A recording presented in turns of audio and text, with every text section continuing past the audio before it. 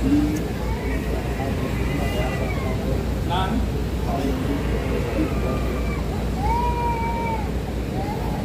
nahalal sa katungkulan bilang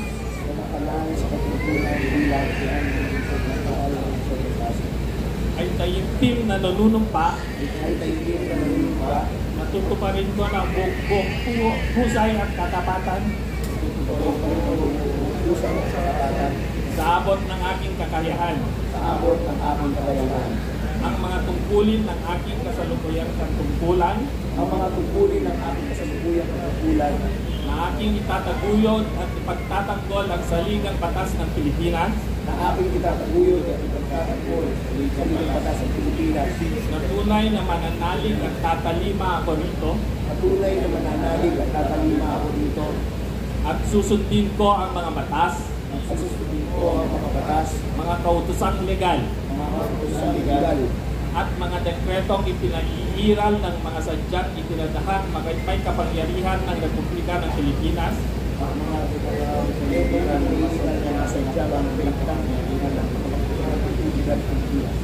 at kusa kong babalikatin ang mga pananagutang ito nang walang anumang pasubali o hangarin umiwas. Kasihan nawa ako ng Diyos.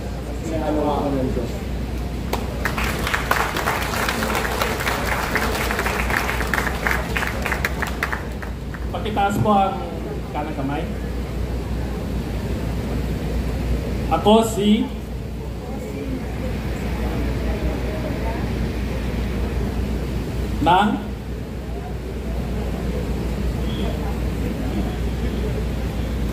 nahalal sa katungkulan bilang ay taimtim na nanunumpa natutuparin ko ng buong husay at katapatan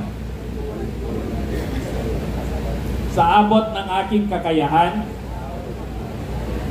ang mga tungkulin ng aking kasalukuyang katungkulan na aking itataguyod at ipagtatanggol ang saligang batas ng Pilipinas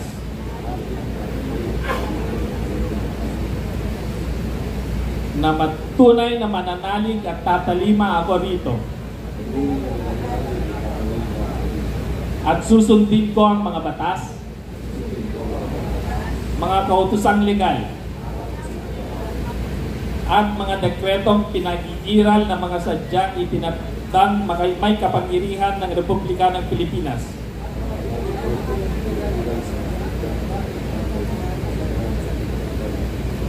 at kusa kong babalikatin ang mga pananagutang ito nang walang anumang pasubali o hangaring umiwas. Kasihan nawa ako ng Diyos.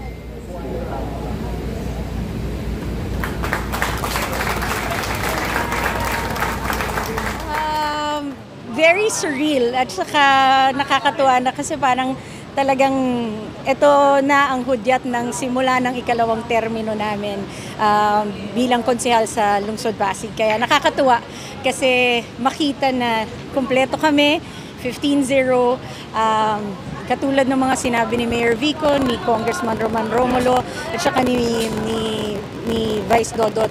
Talagang nakakatuwa kasi hindi nga lang to simula pagpapatuloy ito ng mga nasimula na noong 2019 na mas pinatatag at pinalakas ng 2022. So this is another transition for Pasig City. Siyempre, titindigan natin yung TGIS, tapat, gawa, ina, serbisyo, tapat sa Diyos, sa tao, sa trabaho, gawa, hindi puro salita. Ina na mag-aalaga sa bawat Pasigenyo at serbisyong hindi humapapagod at laging nakangiti habang nagsiservisyo. At syempre yung mga nasimulan at saka mga napending natin na mga ordinansang nakahain na ipagpapatuloy ang pakikipagkomunikasyon ulit at aktibong partisipasyon ng bawat Pasigenyo. Maraming in store, maraming dapat pang gawin, marami pang dapat galingan. Kahit papano nagsimula na tayo sa magandang adhikain. Sa lahat ho ng mga Pasigueño, again, isang taus-pusong pasasalamat sa ating lahat. Hindi lang ho namin ito panalo, hindi lang ho ito panalo ng Giting ng Pasig, panalo ho ito ng buong Pasigueño. At maraming salamat po dahil tumindig kayo sa mabuting paggogobyerno, sa bukas na pamahalaan at ang transparent na pamahalaan. Kaya maraming pong salamat. Saludo po kami sa inyo at sinisigurado namin, isa hong pribilehiyo ang maglingkod para sa Pasigueño. Kaya sisiguraduhin ho namin, nagagalingan pa ho namin. Thank you! Sobrang fulfilling. Siyempre, ito na rin po siguro yung simbolo ng pagpapatuloy ng mga naumpisahan na natin dito, yung paglilingkod natin. We're very thankful sa lahat na sumuporta sa atin, sa lahat na nagdala sa atin sa moment na ito. Thank you sa patuloy na suporta. And ang ganda nga ng mensahe ni Mayor Vico kanina, message of unity, of pakikipagtulungan, santabi na natin yung kulay, yung politika, at magtulungan tayo para sa ikaunlad ng lungsod. At saka kalabas na yung araw, nakabarong pa rin ako, ang init-init, pero okay lang yan kasi masaya tayo today. Tuloy pa rin naman yung mga committees na hawak natin, at nandyan po yung Committee on Environment, Human Ecology, nandyan yung po yung Committee ng Pabahay, at Committee ng Lupa. So patuloy po tayo dyan, mas pag-iigtingin pa natin yung mga programa, kaya hinihikayat ko rin po ang mga bawat Pasigueño na sana po suportahan natin yung mga programa ng lungsod kasi hindi po kakayanin kung programa lang. Kailangan po ng partisipasyon, ng kontribusyon ng bawat Pasigueño para maging successful po. Hindi lang yung mga environmental programs, kundi lahat ng programa dito sa lungsod natin. Thank you so much sa lahat po ng sumuporta sa Giting ng Pasig. Salamat po sa pagkakataong binigay niyo uli na mapagpatuloy po namin na aming paglilingkod. Mas pag-iigihan pa namin, pangangalagaan po namin yung tiwala at paniniwala na ibinigay niyo sa amin, at pinangangahalagahan po talaga namin itong responsibilidad na to bilang tagapaglingkod ng ating lungsod. Thank you so much. Pasigueño na nagtiwala at sumuporta at naniniwala sa mga reforma na atin pong isinusulong. Maraming salamat po sa inyo. Ito pong bagong mandato po natin. Again, hindi lang po ito tungkol sa ilan, hindi lang po ito tungkol sa mga politiko. Tungkol po ito sa ating lahat, sa Pasigueño ng kasalukuyan at syempre sa Pasigueño ng hinaharap. Muli po, laban lang po, dire-diretso lang tayo. Mabuhay po ang lungsod ng Pasig. Syempre, pagiging transparent ng isang lokal na pamahalaan, mas bukas na libro at mas tamang proseso na maipaalam po natin sa lahat ng taong bayan. At pangalawa, syempre yung tinutungtungan pa rin natin to end the political patronage. Again, ang mga pera ng taong bayan, hindi dapat ito utang na loob sa kahit kaninong politiko. At syempre, nandiyan pa rin ang pagtutok natin sa universal healthcare at sa mas maganda at accessible na dekalidad na edukasyon dito sa ating lungsod. At syempre, tututukan pa rin po natin yung pondo ng ating lungsod sa konseho bilang chairman ng Appropriations and Ways and Means Committee. Sisiguraduhin pa rin po natin na bukas po ang bawat plano, bawat programa, proyekto at aktibidades ng ating lungsod sa susunod na 3 taon. Maraming salamat. Mabuhay kayo. Very grateful. Hindi naman ako makakasumpa dyan kung hindi tayo sinuportahan ng ating kapwa Pasigueño. Maraming salamat po sa mga senior citizens na nagmamahal po at minsan madalas pinapagalitan ako. Kahit ganun po, maraming salamat, sinuportahan niyo po tayo. Sa vlog ng Pasig, thank you very much for covering yung mga ginagawa natin. Again, isang pakiramdam, overwhelming siya ng pagmamahal at natutuwa tayo na kasumpa tayo sa wakas. Ang mensahe natin sa ating kapwa Pasigueño ay sana magmula ngayon doon sa mga hindi naniniwala ay sumuporta para makita yung ginagawa natin. Hindi naman natin sila pipilitin na maniwala, pero at least makita nila yung katotohanan sa ginagawa natin. Pangalawa, maganda yung sinabi ni Mayor Vico about extending his arm sa mga hindi natin kasundo or mga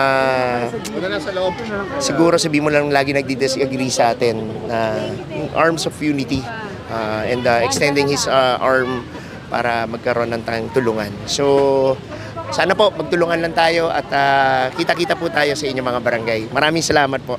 Thank you, Kasi. Thank you. So, siyempre, happy tayo at officially tomorrow yung start ng aming pangalawang termino at we're looking forward to work with with all Pasigueños and especially sa lahat ng mga bagong halal, lalo na yung 4 na kasama namin sa konseho. Katulad ng mensahe ni Mayor Vico, sa lahat po ng mga sumuporta sa Giting Pasig, maraming salamat. Maraming salamat pa rin po sa mga hindi sumuporta, pero sana po ay makita na natin yung sinabi ni Mayor Vico na magkasama-sama po tayo sa tamang pamamahala, sa good governance, at doon makarating po tayo dun sa wala na po talagang palakasan, hindi na po natin kailangan lumapit sa mga elected official at tanda po na ibigay ang serbisyo para po sa lahat.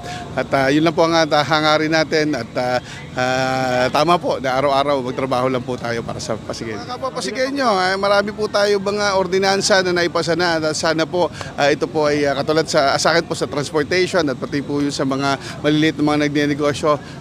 Sana po ito ay makipagpatuloy at marami pa po tayong nakabinbin na mga ordinansa na kapag naipasa po ito ay alam namin makakatulong sa lahat. So again, sa lahat po ng Pasigueño, patuloy po natin pag-agusin ng pag-asa sa ating mahal na lungsod. Maraming salamat po siyempre sa sambayan ng Pasigueño na tumangkilik po sa Giting ng Pasig. Ito na po, start na po, ito na po ang tunay na trabaho, gagawin na po natin. Tayo na atasan po sa nutrisyon, sa God and sa human rights. Sanahan ho natin lahat po yung may kaukulang mga batas, ordinansa na pwede tayong gawin. At kailangan ko po ang tulong ninyo. Kung mayroon kayo suggestion po na maganda, na may tutulong para makatulong po sa pagbuong Pasig, puntahan nyo na po sa opisina, meeting po tayo, usap tayo. Isa lang po, maraming salamat at hindi po kayo mabibigo sa pagboto sa amin. Maraming salamat po at magandang umaga sa inyo lahat. Thank you!